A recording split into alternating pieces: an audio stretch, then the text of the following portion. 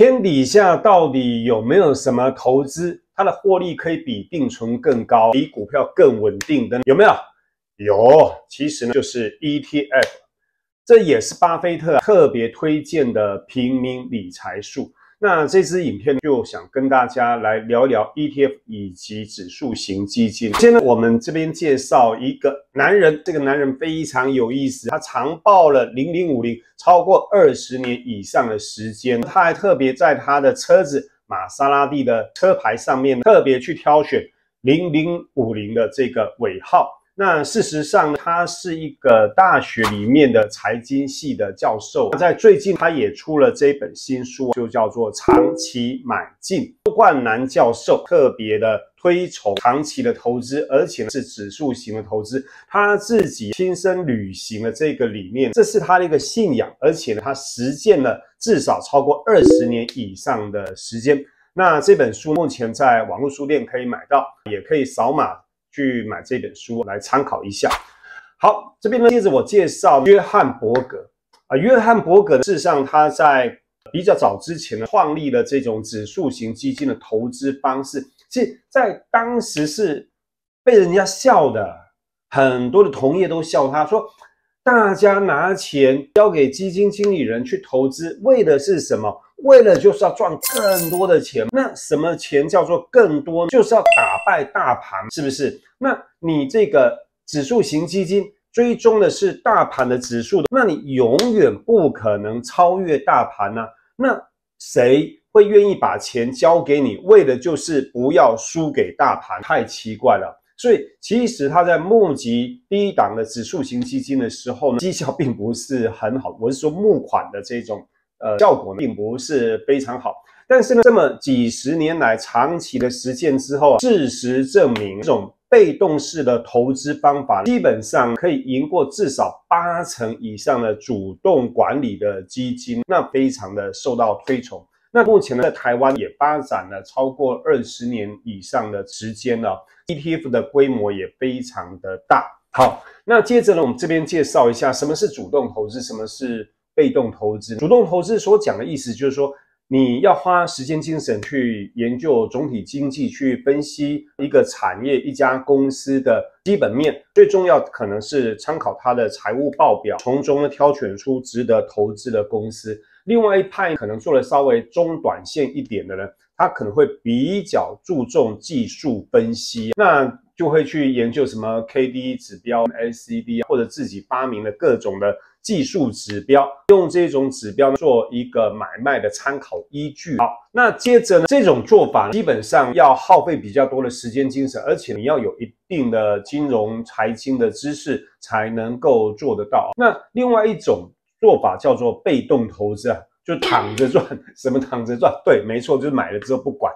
但是事实上可能要解决一个问题，你可以买了不管，但是你一开始买的时候到底是买了些什么东西呢？可能还是要经过某程度的挑选。所以这个时候我们就会发现 ETF 的好处。那为什么呢？ ETF 第一，它可以帮你的小钱也可以分散投资，对不对？它的各个投资标的非常的透明清晰，因为它是追踪某一个指数的嘛，它这种选股是有一定的机制，有一定的标准。那比如说0050或者 S&P 500指数，他们都有一定的选股标准，每隔一段时间，这里面的成分股可能会有一些汰换。那所以说，投资人会感觉到非常的放心，他所投资的就是追踪某一个股票指数。所以投资标的是非常的透明的。另外要用钱的时候，交易的这种流动性非常高 ，ETF 甚至是在盘中就可以买卖。当天证券市场只要有开盘，那你随时呢都可以买进卖出，非常方便。那大家更喜欢的是它的管理费非常的低，平均来讲应该在0.5%左右，比例较多。那一般的股票型基金至少可能1%到2%的管理费。而 ETF 收费会便宜蛮多的。好，那在巴菲特股神他自己投资很厉害，但是毕竟年事已高，已经90好几岁了，所以特别交代，万一他走了之后，家族所拿到的这些遗产，应该90%拿去买 S&P 500指数，10%呢就买美国的国库券哦。所以在这边我们可以发现呢，股神巴菲特当然对自己非常有自信，他的投资绩效可以很好，但是他走了之后，他觉得很有可能会后继无人。另外，我这边介绍一个非常有意思的赌局，巴菲特跟人家赌博，赌什么？赌 S&P 500指数的10年的绩效，公开挑战华尔街的这些专业经理人。结果后来有一个对冲基金的经理人出来跟他挑战赌100万美金。结果呢，2008年到2017年这个10年的时间过去了，结果是 S&P 500指数大胜，巴菲特赢得10年的赌局，证明 S&P 500指数呢，长时间来讲可以打败对冲基金的哦。那标普500指数到底是什么东西呢？来看到这一张图上面各个 logo， 你会不会发现呢？很多公司其实你都认识的，什么苹果、微软、戴尔电脑、IBM、Intel、Google、雅虎，第一排我全部认识，第二排我也几乎全部认识。相信呢，你跟我一样认识这张图上面的绝大部分公司，其实就是这样子，没错的。你会觉得这些公司就都是美国公司吗？也许你会认为它是国际上的大公司，对不对？这些公司呢都是跨国大公司，在全世界的范围里面去赚钱的，只是它在美国上市而已。所以 S&P 500指数是挑选美国上市的前500大公司所组成的一个指数。这个指数在过去好几十年来长期的往上走。来，我们看一下30年的长期走势图，涨的这副德性，你会觉得呢，基本上是大涨小回，大涨小，涨得多，跌得少，所以一路涨上来。这个是最近20年的，这是最近10年的图，这个呢是最近5年，你会觉得感觉上波动大了一点。你把时间周期慢慢的缩短之后呢，你会发现这个上下起伏波动是大了许多。这个是1年的走势图，最近1年来讲是涨得比较多的。好，这边呢很重要，我要特别介绍这个表格。我特别请我的助理在过去2021年开始呢，每隔3个月去做这个统计。这张表格什么意思呢？比如说看到这边2021年10月所指的意思，就是说相关的资料统计到2021年的9月底为止，往回推1年的绩效，往回推5年，往回推10年。如果是说你做每个月的定时定额投资，所得到的平均年报酬率到底是多少？好，从这个表里面呢，你会发现你在不同的时间点进场，你所得到的报酬率其实是不尽相同的。如果说你能够投资5年以上的时间，你会发现基本上你不会亏钱，包括一直到现在2024年的7月的统计数据都是这样。如果说你的投资时间只有1年，那你有可能多少赚最高可能赚到30%，那跌最多可能超过25%、1/4，也是非常的吓人。但是无论如何，你只要能够坚持5年以上的时间呢，基本上你应该都是赚的。讲到这边，你会不会觉得说，那我是不是 S&P 500指数，我投资的越久，我应该赚的越多？答案是 no， 不是的。为什么呢？比如说呢，5年期来讲，你会发现好像比较高，可以赚到18%一年平均报酬率，而比较少，可能在6%、7%左右。到10年、20年、30年之后，你会发现有一个数据，它不断的收敛起来，大概可能到9%左右。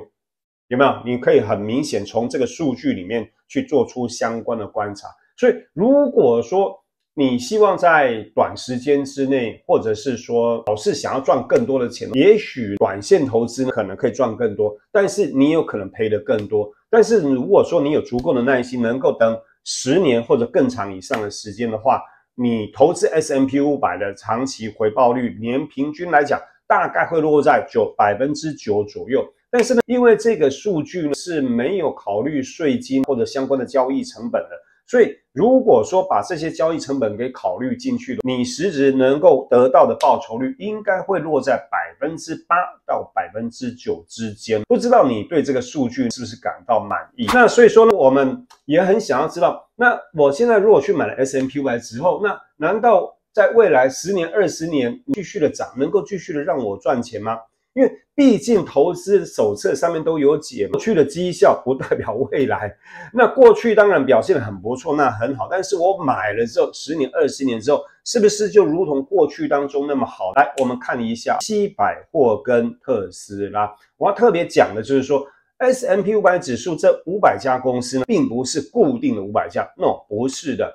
它每隔一段时间呢，会有一个专家的委员会进去做相关的讨论，可能把一些不恰当的股票把它剔除掉，它比较能够符合时代潮流，而且赚钱的公司把它给拉进来。比如说梅西百货在2020年3月31号被除名，被剔除掉了。为什么呢？因为它不赚钱，被时代给淘汰了，它没有跟上这一波线上零售，它走的是传统零售，线上网络的部分呢，基本上几乎没做，所以公司年年的亏损啊，这一家公司呢不行，我们就把它剔除掉。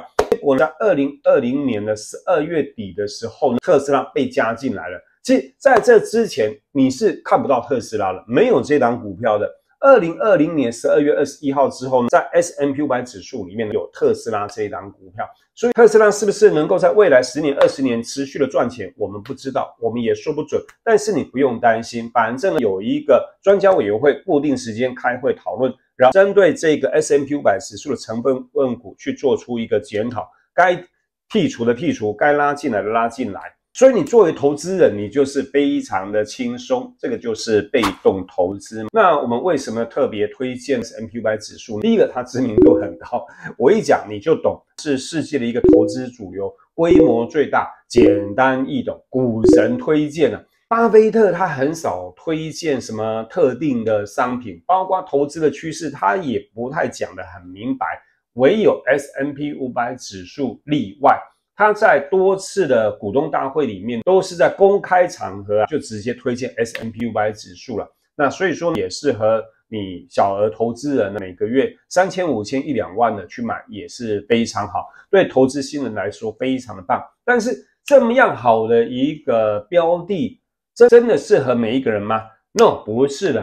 至少有一些人是不适合的，比如说你对投资理财非常的有兴趣，非常有自己的想法，很希望能够在投资市场里面找到投资机会，赚到更多的钱，甚至想要挑战股神，比股神还要更厉害。那如果说你是这样的人，你买这种 S&P 500指数的很无聊，很 boring， 对不对？因为你喜欢盯着全球财经的资讯去做各种的交易，去证明你自己很厉害，那你当然就不适合买 S&P 500指数啦。那其他的人应该相对来讲比较适合，其实不一定是投资小白，也不一定是说钱比较少，钱多的人，或者说你的这种投资功力很强的人，其实也蛮适合以 S&P 500作为你的投资组合的一部分，都是非常好的。最后我补充一下FIRE族的投资理念啊，其实我们追求财务自由，我们希望投资理财要保持简单啊，你把更多的时间拿去更有价值的事情啊，除非本身你会觉得研究投资理财会让你感到快乐，否则没有必要。最好是能够做到 I don't know, I don't care。比如说有人问我说，美国联储会呢，在最近可能要降息了，降息之后资金会怎么流动？我应该做出怎么样的投资组合配置？